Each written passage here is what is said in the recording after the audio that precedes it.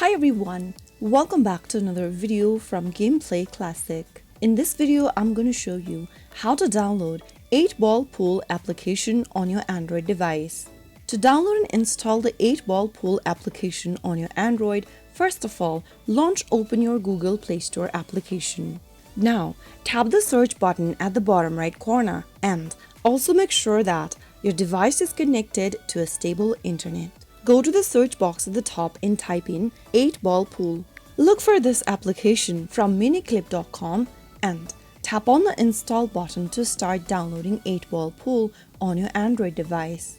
After waiting for a couple of minutes, you will then be able to download and install your application on your Android phone in just a couple of steps. Once installed, tap on the play button to start enjoying the game. So that is how you easily download 8-Ball Pool on your Android device. I hope the video was helpful to you. If it was, make sure to give us a thumbs up and subscribe to Gameplay Classic for more tutorials like this. I will see you again in the next video. Thank you for watching.